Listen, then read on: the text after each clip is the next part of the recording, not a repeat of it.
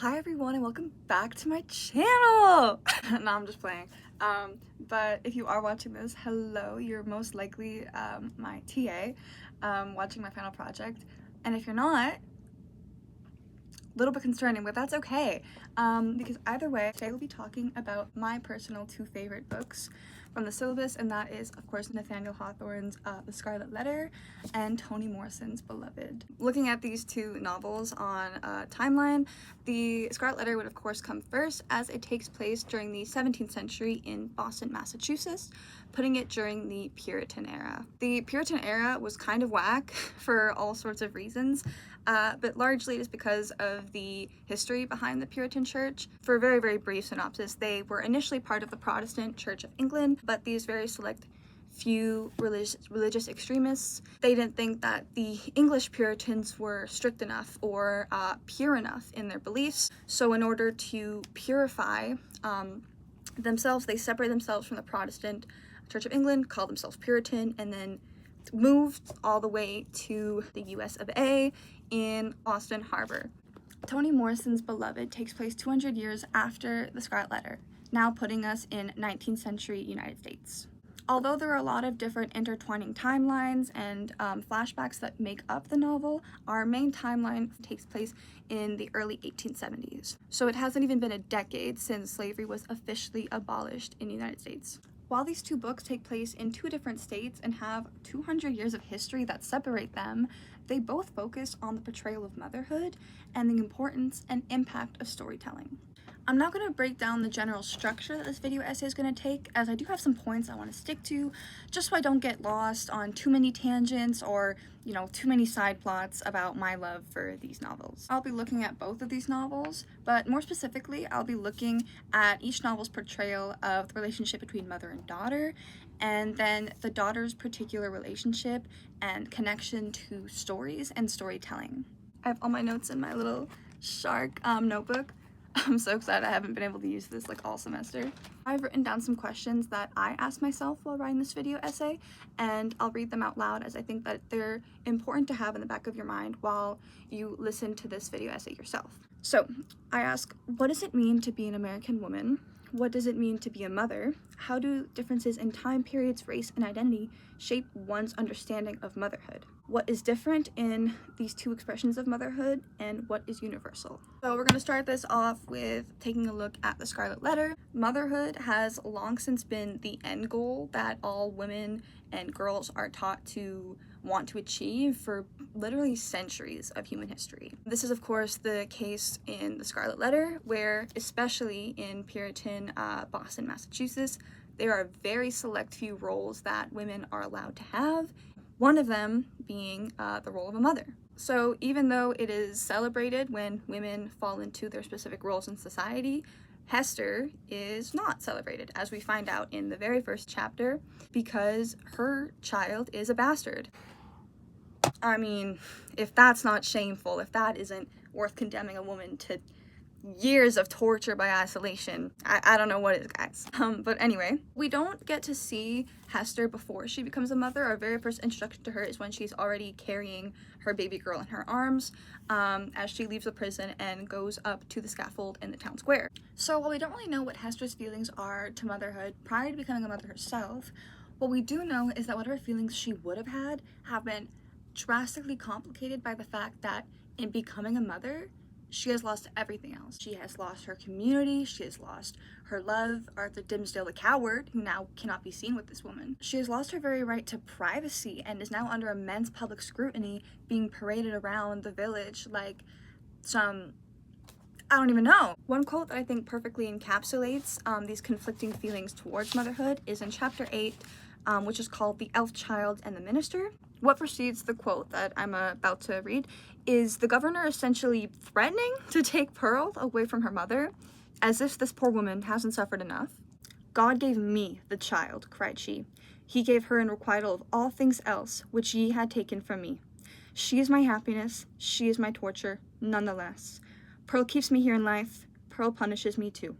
So this quote really highlights how two things can be true at once, especially in the context of being a parent. When you're a parent, of course you love your child. Of course you would do anything for your child. However, a lot of sacrifice goes into becoming a parent, especially in Hester's case, and it's only natural that there is some resentment towards that child. In fact, Pearl's very name is emblematic of Hester's conflicting feelings towards motherhood, as we find out in chapter 6, where the author tells us, "But she named the infant Pearl, as being of great price, purchased with all she had, her mother's only treasure."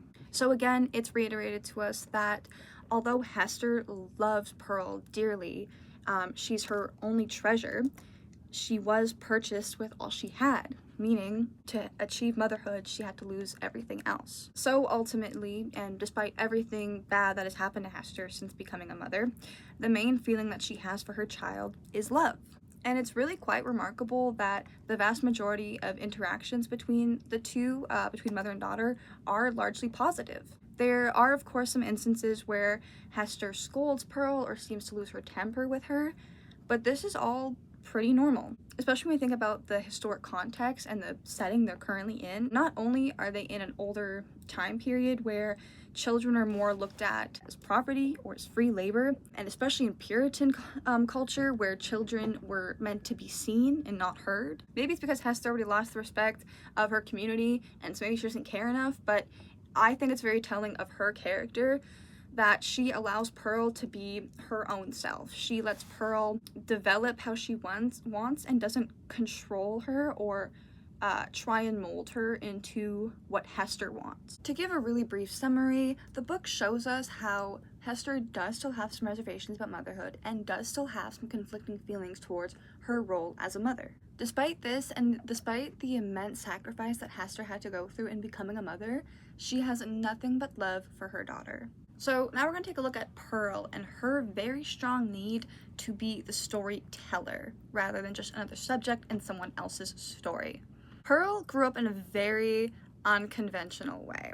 She's one of the only kids in the village, seemingly without a dad, and her mother is hated by everyone in that community. And children are very perceptive. Pearl seems to be even more so. She's almost unnervingly perceptive at times.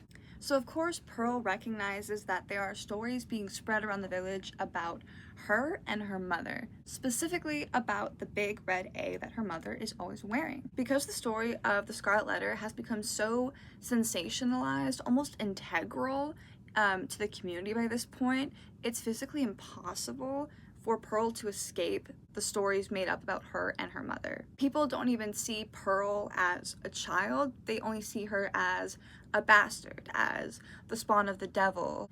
In this way, storytelling for Pearl becomes a way for her to regain her trivialized and sensationalized identity. It's a means for her to take control of her own narrative and be the voice in her own story for once, rather than just a participant in someone else's story. A lot of the stories she seems to invent, specifically the ones about the mermaids and the fake creatures whenever she's in the forest, those stories seem to be direct rejections of the very strict and confining Puritan society that she is so used to. It really just becomes a way of subverting expectations placed on her from such a young age as a child born out of wedlock, which apparently makes you just predisposed to evils, I guess. Alright, now we're going to take a look at the same elements in Toni Morrison's Beloved. Sethi's understanding of motherhood is fundamentally rooted in her experience as an enslaved person. In the machine of slavery, familial ties unfortunately don't mean much when it is so easy for those family members to be taken away from you. At the drop of a hat or on a master's whim, you can be taken away from your mother, father, siblings, even your own children can be ripped away from you. Sethi's own mother was taken away from her at a very young age by a very brutal death, but even prior to that, they don't have a very strong mother-daughter connection. In my understanding, it seems that Sethi's mom placed this distance between them to protect herself and Sethi from the inevitable fact that they will be separated one way or another. So not only does Sethi have a very limited understanding of familial ties, she never really grew up with a real mother figure. In fact, the closest thing Sethi even had to a mother figure was her master's wife from Sweet Home. With all this in mind, it's no wonder why Sethi's main drive as a mother seems to be desperation. She's desperate to protect her children, not only from death, but from the absolute horrors that she has experienced as a slave. It's not until we find out who Beloved is and what happened to her that we really begin to understand the depths of Sethi's desperation. So we find out that Beloved is Sethi's firstborn child that she killed when school teacher came to collect her and her children and take them back. Rather than allow her children to be taken as slaves and experience even an ounce of the horrors that she herself has experienced, she decides it would be best to end her child's life right then and there. The trauma that Sethi has experienced and that all just comes flooding back when she sees school teacher approach backs her into a corner and she sees no other option to protect her children. Truly, in her mind, this is the best thing she can do for them in the moment. I really don't think that it was Toni Morrison's intent to make the reader either condemn or respect Sethi's choice. I think ultimately she just wanted the reader to understand. A mother will always do what she thinks is right for her child. She will always do what she can to protect her child, and in Sethi's mind, this is her only way of protecting her children. Beloved is just such a heavy book. I really do appreciate it though because it doesn't sugarcoat anything. It depicts slavery in its brutal reality, and even though it makes you uncomfortable, I really do appreciate that. But now let's move on to Beloved. We find out that Beloved isn't even really Beloved's real name. It's a placeholder. Sethi got the name from the phrase dearly beloved, but she couldn't afford the entire engravement on her baby's gravestone, so we are left with only the word beloved.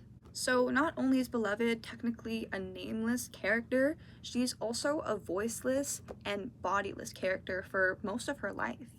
She is seemingly resurrected in the body of a young woman, but it is not just the baby spirit that possesses this young woman. She seems to be a collection of other nameless spirits that have also experienced absolute torment as slaves. It isn't long before Beloved's desire, almost need, to hear stories of the past becomes apparent. At first, her love for stories seems to be pretty innocent and almost childlike. In chapter 5, we get the following quote where the narrator tells us, "She told Beloved the running away story, told her about her mother-in-law, baby Suggs, told her about Denver's birth in the boat. Beloved listened avidly and laughed, and the two of them shrieked with pleasure." At first, Beloved's enjoyment of stories seems to be just that, a source of enjoyment.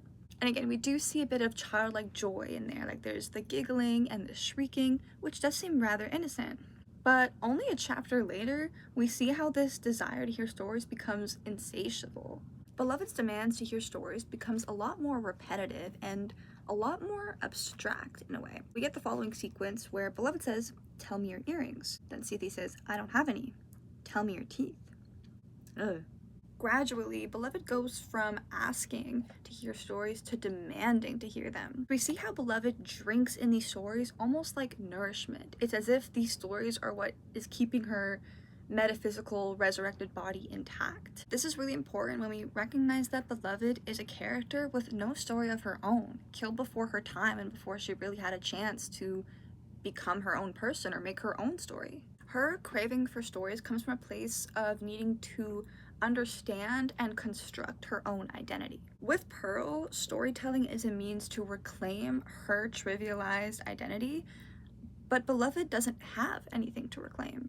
Ultimately, Beloved's story, or lack thereof, reflects the systematic erasure of personal histories, names, familial ties, the loss of so much that has been brought on by slavery. To sort of bring everything together, both novels demonstrate how motherhood and storytelling and stories in general are inextricably linked. Stories are so important because they keep the past alive.